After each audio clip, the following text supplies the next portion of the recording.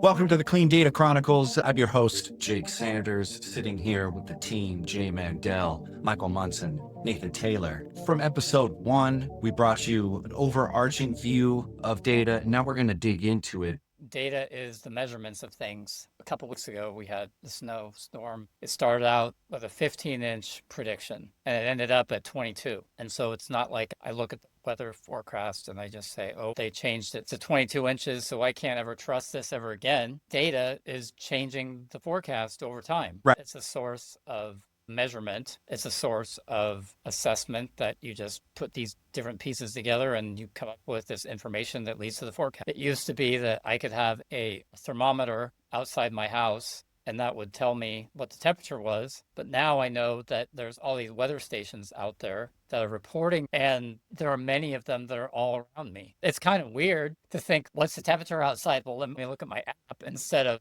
just take a thermometer and see, but it's the same difference. Sometimes that forecast is changing, but we don't experience that change as deception. Why does that feel normal? Jay, do you want to take this? With weather, we're dealing with a lot of things that are beyond our control. Just think about wind patterns. The insurance companies call that acts of God. Let's imagine that there's a storm coming up the Atlantic. Imagine that happening, the please. Atlantic, thinking about a tropical storm. How many times in the summer do we get all upset about the fact that something's coming, get all prepared, and then all of a sudden it goes off to sea? Just a reality of life. And if you take that analogy and apply it to other things that we're seeing, we live in a society that's filled with inflection points, data points that are subject to change on a dime, and they're all measured. We're measuring so many things, like when you're on an app, your keystrokes are measured. When you buy something, what you listen to, all these things are measured. And if we're going to take it from weather to digital measurement, I think it's a little bit different, don't you think? When you collect the data, it may only be accurate for so long, and then there's changes. Depending on what you're measuring, things can shift a lot. Weather can shift a lot. Online, social media engagement with certain topics shifts daily. It's not that the data is wrong, it's that data can change. And how you process the data is really the next step in that change. Well, 1 point of data is not equal to 100 points of data or 1,000 points of data. What we just outlined was that you need to capture data and have historical records, existing patterns, which is the only real way to triangulate and gather things. But if without a legacy of precedence, you have nothing mature to build any frame of reference on. So I think a lot of people are like, trash it because it's old and out of touch. Jay, you have an idea? We live in unprecedented times. Damn it. Is that true? And if the data was so accurate, then we'd be able to predict the future, right? The thing that happens next is not necessarily the thing that happened before. There may be reasons to predict that something might happen. We'll call that a pattern. But just because you understand a pattern doesn't mean that you have a crystal ball. But this doesn't mean that you're always going to get kicked in the face by the future. Like, there's a lot of people that aren't like, holy shit, it's Tuesday. Like, you saw the calendar. The time happens to you. It's like, I do agree that Mike Tyson's law, you have a plan until you get punched in the face, is true. I also think if you're getting punched in the face all the time, you're in the wrong place. Nathan, talk about this, composite, but also relying on it as a system of record that's required. If you're collecting data across time, which we do with our weather, we can look at past historical trends going back decades, and that might help us influence or expect what's coming next. But it's not always 100%, right? We can't always extrapolate exactly what's going to happen. And there's a fun little joke. If I get married this week, does that mean every 7 days I'll have a new wife? Well, no, right? There's certain reasonable things you can extrapolate. Data is really the foundation, but it needs to be processed into information. It needs to be taken, and it requires that piece of which sets of data must we look at together to get that picture that we can then make decisions based off of. Sometimes if you're working off of older data, processing and the information you get may not be accurate anymore. We're talking with an expert about data broker databases today, and he was saying that there are as many as 1,000 data points data brokers have on individual people. I can't even think of 1,000 things. How think of the challenge you have. Someone who is a data broker collecting data on individual people. And you've got all these data points that are snapshots, and you've got to put them together in the right context to make sure that they make sense. Some data points you may get to update, some you may not. And there are decisions being made on the data sets. Basically, they're investing money into assumptions that they're making based on it. Anything that is digital is considered data. That doesn't mean it's accurate. So just data being data is not truth. And I think there's this bias that we have that when we think data, oh, it must be true. We've all seen numbers improve while outcomes don't. In a situation like that, what is actually true? What is actually true is the result that you're looking to get to. So if you're in business and you don't make money, then that's the truth, right? The truth is you did marketing in order to sell more. If you don't sell more, it doesn't matter what flashy thing is on your dashboard. I think people are willing to put on their big people pants and realize that. I think the numbers look good. The outcomes, I can't feel them. My CTR is high, but I didn't sell anything. I know what that is. The searches are in, the traffic is up. But Of course. but the numbers look good, but the feeling isn't there. What do we hold on to? It comes down to how has that data been collected, who collected that data, and what are we actually analyzing it for? You listen by end of year wrap and they say, oh, Jay listened to this kind of music, and if anyone knows me, it's going to be Luther Vandross and the like. Why is it that a bunch of years ago Let It Go was on the top of my list? I don't even know what that is. Something that was Elsa. My kids were listening to that, but point of it is that if let's say that data point went into a data broker's thing, and then a marketer bought that and started giving me Disney promotions. It might be good for my kids, but for me as an adult, no thank you. I downloaded my Experian profile. On that profile, the list was very intense because it was like normal things, where you are, who you are, stats about you, age, locations. But then it was my preference for certain vehicles listed in detail. Is this a Honda guy? Is this a guy who likes sedans? And there was a whole subsection in the spreadsheet that was just dedicated to luxury cars, understanding how I felt about certain brands. It listed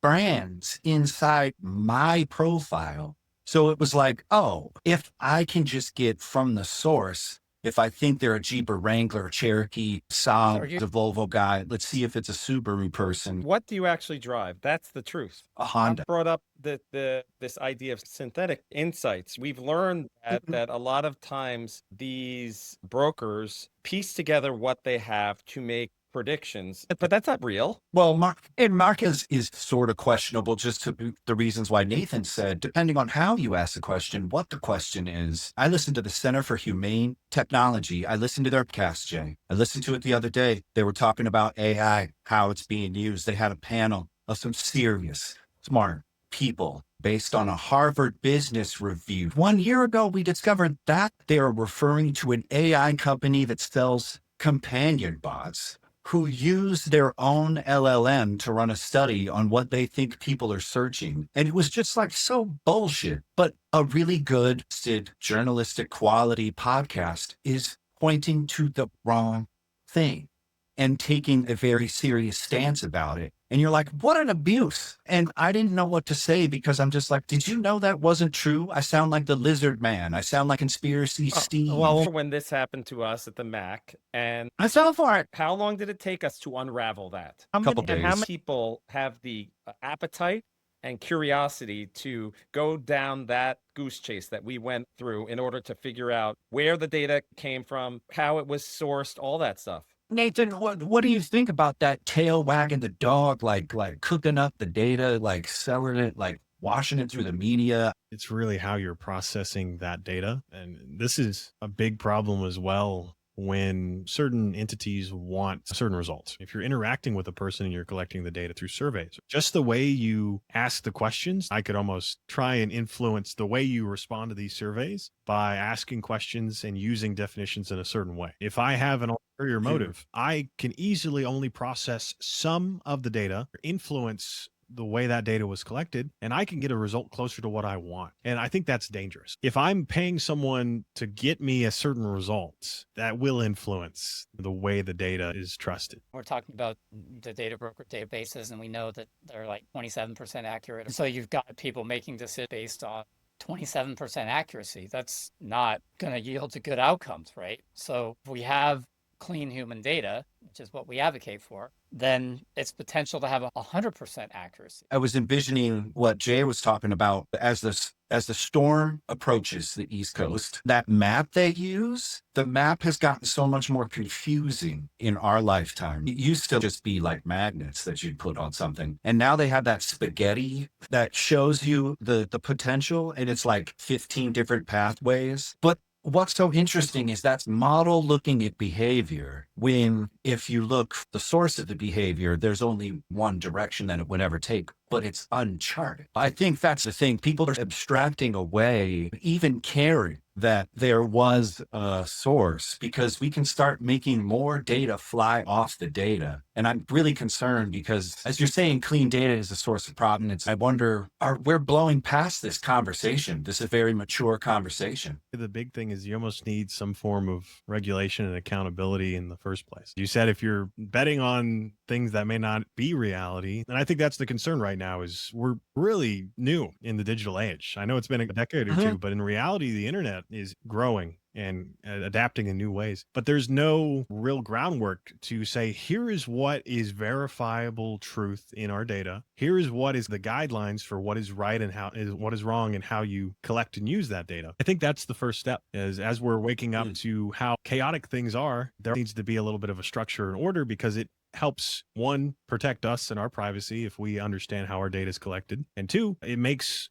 predictions and reality fall closer together, right? Because if there's verifiable ways you've collected that data, then sure, you can bet on things and it's more trustworthy. If I could bring back the beginning of weather, there's something really cool about the way Michael described it. The Weather Underground is a lot of people who have decided on behalf of everyone to put a thermometer outside of their house. And now you kind of look at that person who's like, I have the weather thing up. And now you start seeing there's a civic responsibility to creating your own weather station closer into your house, inside your world. And then the benefit of that is, yes, please become a citizen scientist for your own weather data that's happening to you, the climate that you think you exist in, the patterns that you think that are affecting you. But the reason why Weather Underground is dope is because it's everyone working together to get a better sense collectively of what is mattering to individuals. I think there's some kind of beautiful personal responsibility. It's like this virtuous cycle. Weather gives us that because we believe in active God. But finance doesn't give us that because we're believing in an act of Todd from finance. And can Todd get us there? And are those numbers real? And Todd is an asshole. He's washing money. Who knows? It happens to all of us. Catastrophes happen to all of us. So we really pay attention to the models in weather. We really take a sense of responsibility. I think we have to start thinking of the weather of data and whether we want to take it serious. I like the use of weather and weather. You get one pun a day. Spelled two different ways. What I would want to say is that it's now accessible. How expensive is it to buy that thermometer to participate in Weather Underground and have it connected to the internet? I don't know. Very little. Oh, to entry in our lifetime is a lot different than to be a meteorologist, and you need to buy some fancy equipment. This day, right. You have your home and you have your Nest in the home. You have your Alexa in the home. But what you said, Jake, is different than having Nest in the home. I mean, Nest is good. It's good for protection. The platform, yeah, but it also could be used for bad too, for spying, for force. Yeah. But the weather stuff seems to be a little bit more innocent, right? Based on measurement and gaining a sense of interpretability. I think what Nathan was saying was extrapolation, interpolation. In between these things is interpretation. And then you have to have a sense of data. And that's where I think weather happens to all of us. When clean data is being used at scale. As long as dirty data is being used, we have the situation that we have now, which is waste of lots of bad decisions leading to bad outcomes or ROI. So when we talk about clean data being human truth, think about it logically. You're a business owner, right? How are you going to make decisions to maximize your profits. It's to understand human truth because humans are your customers. So I don't understand why anyone would resist wanting to embrace clean data because it's for the benefit and interest of everybody. And you earn trust. Imagine you're the business that decides that instead of buying a database totally inaccurate and having a privacy policy that lists, we can take this and we can take that. And if you sue us, we'll just point at the privacy policy. Well, what if you were transparent and said to the customer, hey, I'm going to ask you what you want? And there are brands that do this. Like Peloton could say, do you have a history of injury? What kind of music do you like? That's better than predicting. So that allows for a much better ecosystem because the customer feels heard, they get a better experience, and so does the brand. The brand is able to develop things that the customer wants. They could charge more for it, and that's the clean data utopia. When the numbers are good, but the outcomes aren't, you feel disconnect. What's actually true? I think it hit on the pyramid, which is this information that you're talking about could be good numbers or bad numbers. It needs to be expressed into knowledge, and then we need to institutionalize it into wisdom. And then we would be able to sense what those outcomes were. But it seems like there's a pyramid that we're failing to build in between these places. Do you have an example of a time in your life where you had a data set and then you were like, hold on, we need to have a conversation. This now is an operational truth. My son, he's in a robotics competition. They went to event number 1 and they lost. It was their first attempt, and they realized they were looking around the room, and the data said that the other groups that won had the autonomous control. The other groups that won had multi-directional wheels, and we don't have them. And so if we're going to compete in the next competition and have a chance, we need to put those autonomous photos and the wheels in. And they put it in and they did a lot better. That data comes from observation. They encourage scouting. What is scouting? It's going around to all the other competitors, looking at their robots and asking them, tell me about your robot. How did you build it? How does it work? And then they collect those data points, and based on those data points, they make decisions. And when they make those decisions, they get better outcomes. I love that. That's a great example because it does hit on the you pay attention to. There was something that Nathan said earlier, which was the goal of data is collection, sure, but knowing what to pay attention to, what to attend to. And there's machine learning that we're giving these attentional things to. We're saying, hey, pay attention to this, just disregard that. I have one final to- piece. Yeah, that get in here, you brother. may have, if any one of you guys are history buffs and you like watching old World War I or World War II, they wanted to improve aircraft that came back from combat missions, and they're like, all right, well, let's collect the data on where these aircrafts are damaged so that we can improve our next generation of aircrafts to be better, to survive. And the problem is only data that they collected was from the aircrafts that made it home. They didn't collect the data from the aircrafts that got shot down. So if I'm going to make decisions based on what I collected, I'm going to armor the parts of the aircraft that may not matter because the aircrafts that got shot in the engine didn't make it home. So I think that's very important when it comes to data, is we can fall into those pitfalls as well. We can collect data that may only be a piece of a larger set. That's why it's important to have more clear established rules on what is the right way to do things, and put the ability to validate the data back into the hands of the people that the data is. Oh, that's beautiful. Oh my gosh. And then we ended with survivorship bias. That is wonderful. Let's end it here. Dude, Nathan, Michael, Jay, thank you again. Episode 2 of the Clean Data Chronicles. We're coming back with more. If you like us, I don't know what you're supposed to do. Subscribe. Yeah. And throw us a comment. We're on YouTube. Yeah. If you made it to this point, mission accomplished on our part.